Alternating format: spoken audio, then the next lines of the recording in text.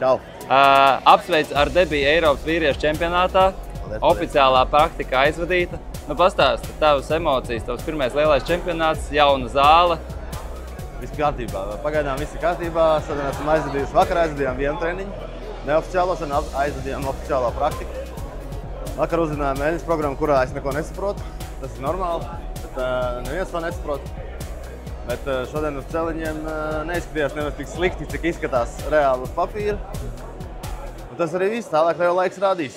Pastāst par savām 6 bumbām, kuras tu esi paņēmis līdzi un kuras tu varbūt izmantos un neizmantos. Tā, man līdzi ir viena taisnā bumba, tad principā par to var neko nestāstīt. Un man ir līdzi 5 grieztās bumbas, kā jau mums visiem līdzi 6 bumbas. Purple Hammers, tā nosaukumu es zinu. Kas man ir? Kur man soma? Ion Max, Black Widow Mania, tumši zila bumba. Jā. Hammer efektūra. Un vēl kaut kāda bumba. Hammer efektūra un Troublemaker. DV8, jā. Spēlēju gar maliņu, līdzīgi kā Mītavas turnīrā.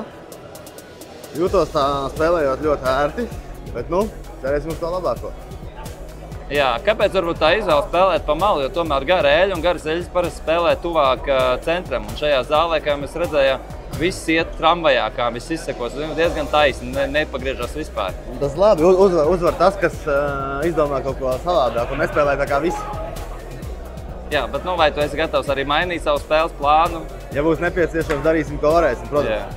Jā, ko lai saka, apsveic ar debiju un lai veicās! Uz priekšu, visiem veiksmi!